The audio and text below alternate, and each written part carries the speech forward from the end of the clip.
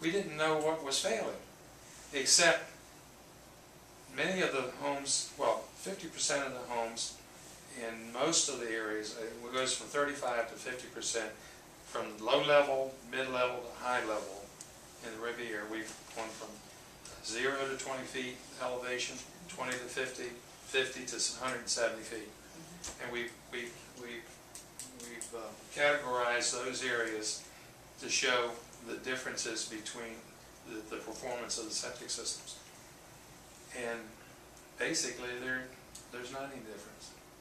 So does it matter that, like we put that little septic helper thing in, I guess that does the bacteria. That hurts. That hurts? Yes. That's bad? That's bad. Well, I'm glad I brought that up.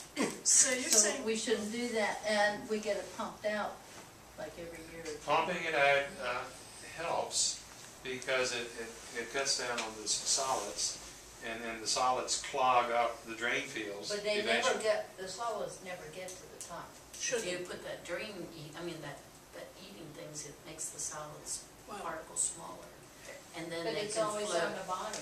Well, that's not if you don't pump it Not out. if you don't pump it out. So, But we do pump it up. Yeah, if you do pump it out, that helps.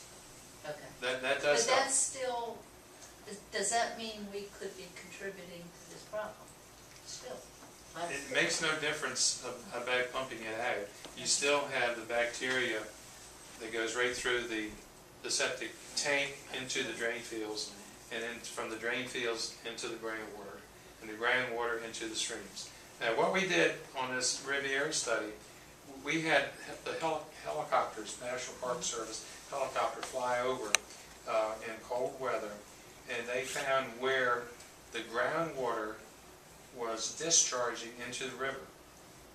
And those discharge points were right along the transect of the ravines. And so that showed that groundwater was coming from the Riviera to the river and going right up from the river bottom right up into the river, and then going out into the river.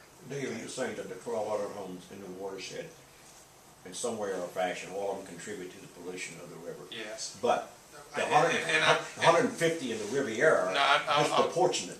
No, I'm not saying that. I'm saying it is suspected that there are about 7 communities for a total of about 1,200 homes that could have failing septic systems. Okay? Nobody knows. The Riviera has the largest number of actual failing systems. The other ones have more failing systems than the newer developments, but there has not been any groundwater testing.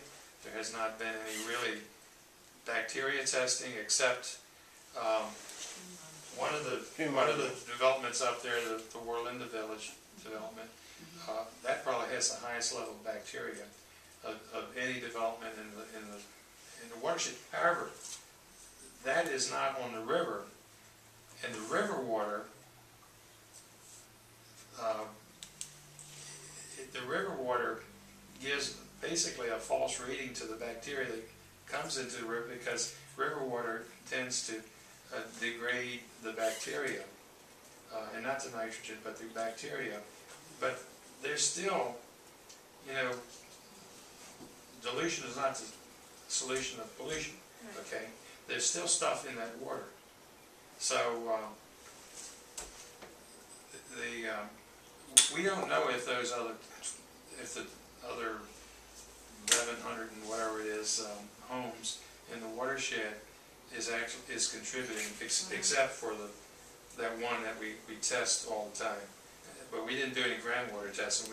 We know the groundwater in say Warlinda Village is so high that it would pop swimming pools out of the ground. Okay. So potentially there's 1,200 homes in the watershed that will not be improved by this development. And according to the maps, most of the pollution is coming from north or east, well east of the Riviera.